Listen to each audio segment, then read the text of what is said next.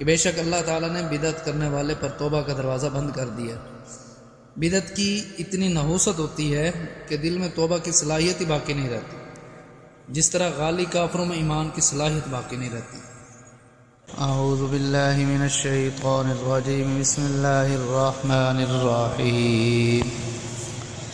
ولا تلبسوا الحق بالباطل وتكتموا الحق وانتم تعلمون، صدق اللہ العظیم۔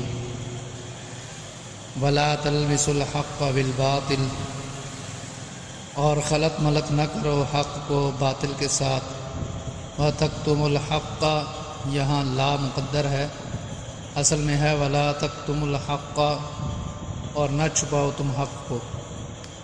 حق کے مٹنے کی دو ہی صورتیں ہوتی ہیں، ایک یہ کہ حق کو بیان نہ کیا جائے، اور ظاہر بات ہے کہ جب حق کو بیان نہیں کیا جائے گا تو آنے والی نسلوں کو کیسے پتہ چلے گا کہ حق کیا ہے اور باطل کیا ہے۔ اور دوسرا یہ ہے کہ حق کو خلط ملط کر دیا جائے، حق اور باطل کو اس طرح آپس میں ملا دیا جائے کہ پتہ نہ چلے حق کیا ہے اور باطل کیا ہے۔ اسی لیے بدعت کا بہت سخت گناہ ہے کہ بدعت سے دین خلط ملط ہو جاتا ہے۔ کتنا سخت گناہ ہے! دیکھیں، ایک آدمی مسجد میں بیٹھ کر ایک بوتل شراب کی پیے تو اس کا گناہ ہے، اور اگر یہی آدمی 100 بوتلیں شراب کی پی جائے تو کتنا بڑا گناہ ہوگا۔ یاد رکھے، بدعت اس سے بھی بری چیز ہے، بدعت کا گناہ اس سے بھی بڑا گناہ ہے۔ وجہ یہ ہے کہ گناہ کرنے سے دین کا نقشہ نہیں بدلتا، لیکن بدعت کرنے سے دین کا نقشہ ضرور بدل جاتا ہے، کیونکہ بدعتی آدمی جو ہے بدعت کو وہ دین سمجھ کر کرتا ہے اور ثواب سمجھتا ہے، اس لیے اس کو توبہ نصیب نہیں ہوتی۔ اور جن لوگوں نے دین کو سنبھالا ہوا ہے، بدعت ان کا دین ہے۔ اگر تم بدعت کا رد کرو تو وہ کہتے کہ انہوں نے ہمارے دین کی مخالفت کر دی۔ اس لیے 100 کبیرہ گناہ ایک طرف اور ایک بدعت ایک طرف، تو بدعت کا گناہ بہت زیادہ ہے، کیونکہ اس سے دین کا نقشہ بدل جاتا ہے، اور بدعتی بدعت کو ثواب سمجھ کر کرتا ہے۔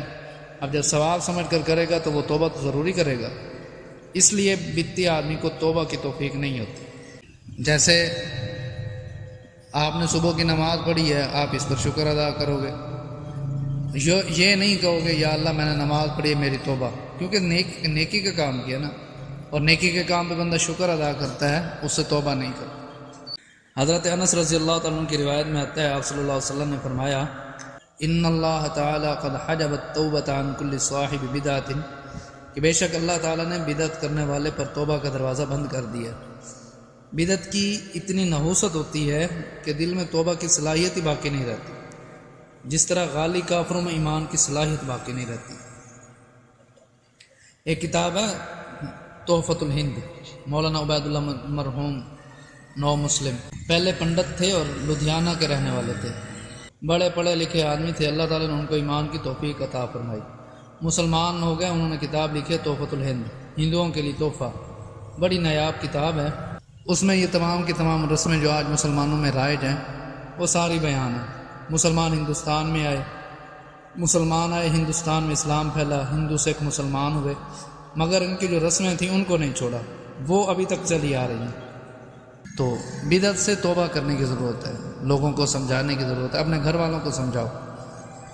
یہ ذہن میں رکھنا، جب تک یہ بدعات ختم نہیں ہوں گی، تم حاجی بن جاؤ، نمازی بن جاؤ، تو وہ تمہارے کسی کھاتے کے نہیں ہوں گے۔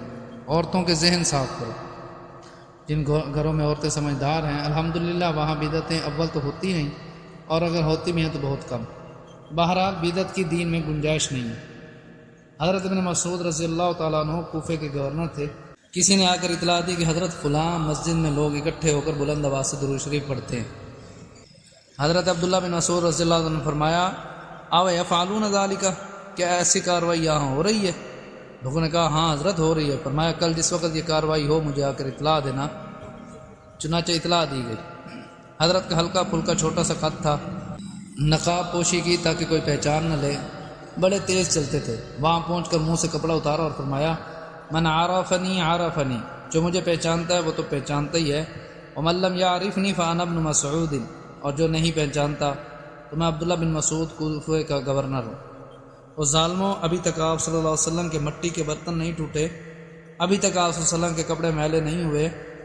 آتے تم بھی بدعت ظلمہ، کہ تم مسجد میں اکٹھے ہو کر بلند آواز سے درود شریف پڑھتے ہو، بدعتیں کرتے ہو. ما اراکم الا مبتدعین، میں نہیں دیکھتا تمہیں مگر یہ کہ تم سارے کے سارے بدعتی ہو. فاخرجہم من المسجد، بس ایک ایک کو پکڑ کر مسجد سے باہر نکال دیا. اس سے اندازہ لگاؤ کہ بدعت کتنی کبھی ہے.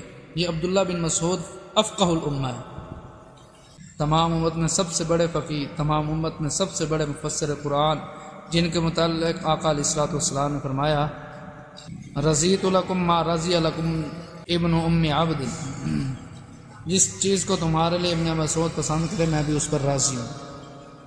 وما اسخط علیکم ابن ام عبد فقد سخطت لکم، اور جو چیز تمہارے لیے ابن مسعود ناپسند کرے میں پسند نہیں کرتا. لیکن کتنے افسوس کی بات ہے کہ جو بدعات نہ کرے وہ وہابی ہے، اور جو بدعات کرے وہ سنی ہے. لا حول ولا قوت الا باللہ العلی العظیم. تو فرمایا کہ حق کو نہ چھپاؤ، وانتم تعلمون، اور تم جانتے ہو. اللہ تعالیٰ سے دعا ہے کہ اللہ تبارک و تعالیٰ جو کچھ کہا سنا عمل کرنے کی توفیق عطا فرمائے، اور تمام کے تمام مسلمانوں کو بدعات سے بچنے کی توفیق عطا فرمائے.